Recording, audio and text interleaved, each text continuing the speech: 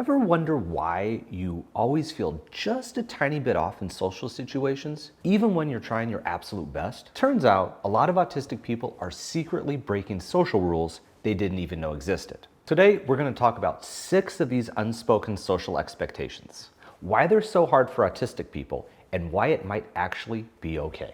Let's get into it. Match your face to the situation.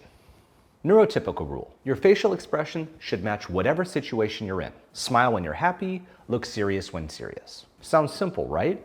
Wrong. What does a neutral face even mean? Autistic brains often don't send the same signals to our faces. Are you okay? People ask if I'm upset during a fun event because my face went into deepened thought mode. Or something stressful happens and I respond with a weird smile.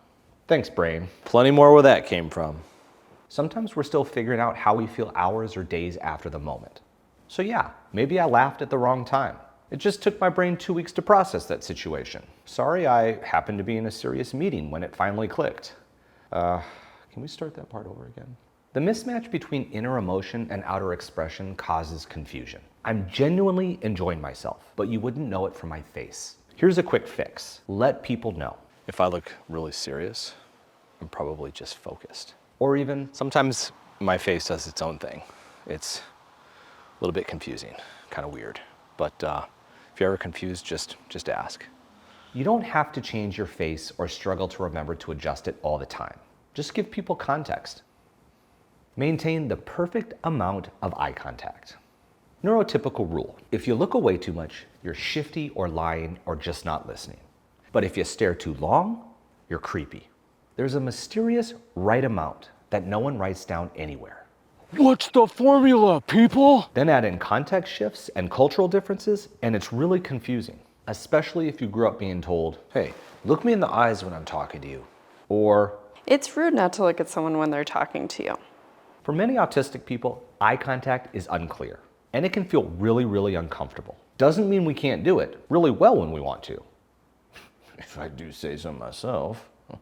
But it can also feel like someone is shining a flashlight directly into your soul. It can be unsettling and deeply personal. And sometimes I either hyperfocus and forget to blink, or I accidentally start counting the person's eyebrow hairs. And when that happens, I have no idea what you actually said. Can you repeat that back? No. Everything that came right after the start. No, like 5 minutes ago. Yep. Only repeated the end. Again. But did you know that eye contact challenges might be linked to autistic neurology? Yep. Research actually shows that autistic people process faces differently than non-autistic people. And eye contact isn't just about the eyes. It's also facial expressions, tone, posture, and eye contact, all happening at once. That's a lot of sensory data to process in real time. And then everything else in a conversation. So that's why many of us listen better when not forced to make direct eye contact. So if direct eye contact isn't working for you, try looking at the person's forehead, nose, or just off to the side. Or say, Hey, I listen better when I'm not making eye contact. Less for my brain to juggle, but I am still listening. get to know what works for you, and then let important people know that. That's adapting to your needs. And if you want these self-advocacy tips in written form, we've got a free download, ideas and tips to get you started. Links in the description.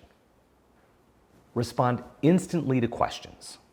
In neurotypical land, there's this idea that rapid-fire, quick responses show you're engaged. And when a question is asked, we think about it for a few seconds and then need to respond with something.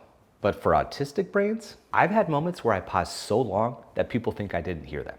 Sometimes I didn't, especially if I was focused on something and the rest of the world just faded away.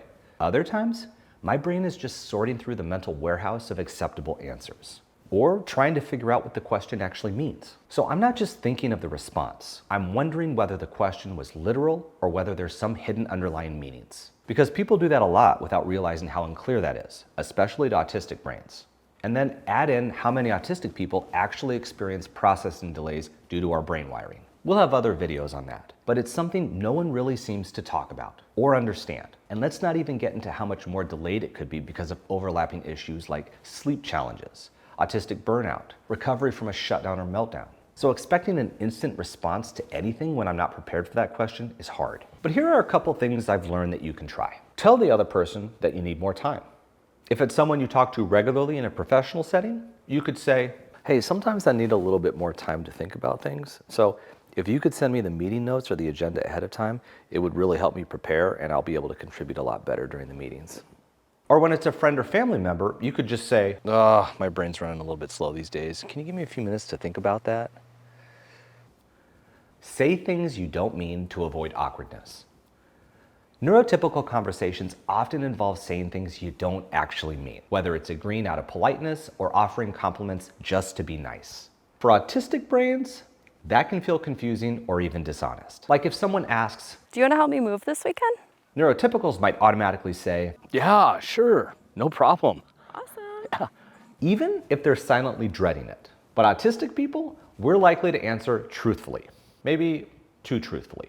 Do you want to help me move this weekend? Actually, I'd rather stay home.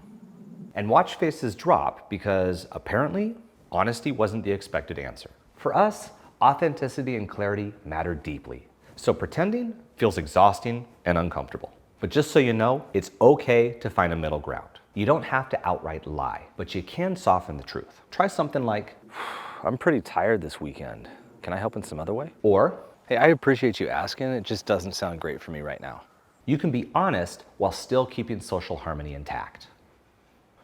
Know exactly when to interrupt or not.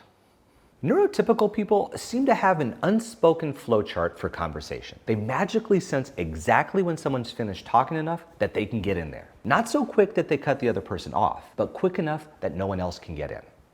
You're supposed to somehow jump in during this perfect window without cutting the other person off or missing your cues completely. And even if there's a group of people talking, it's like some sort of mental synchronized swimming routine. But for autistic brains, we usually end up in one of two scenarios. Either anxiously hovering, waiting for an opening that never seems obvious, or accidentally interrupting at exactly the wrong time. Or we were so preoccupied with thinking about what we wanted to say that we didn't notice the topic changed 5 minutes ago. It can be like trying to merge onto a highway where no one uses turn signals. You either cut someone off or wait too long and miss your chance completely. Something that can help is using clear signals. Things like raising a finger slightly or even saying, Can I add something real quick? not all social rules need to stay unspoken. You can make them explicit to reduce stress and anxiety, and to stop your brain from exploding or from saying,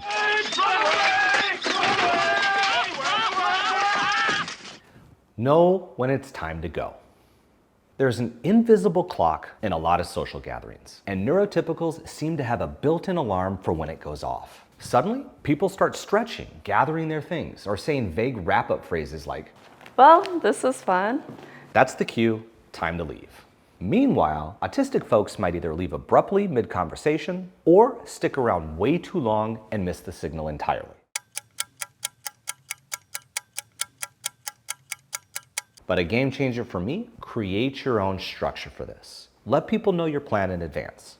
So just to let you know, I'll probably be heading out at around 5. Or set a phone reminder so you can check in with yourself or your own Debbie and see if you're ready to leave. If something is unclear, it's okay to ask. Something like, Hey, are we all leaving now? is way better than stressing about it. So if you've ever felt like you're playing a game with invisible rules and no manual, you're not alone. Which of these hit for you and what would you add? Drop them in the comments and share with someone who could learn more about the social complexities of being autistic. Autistic people can be social too, so let's learn more about how we do things in slightly different ways. And for more on the autistic experience, watch this next. Oh, God.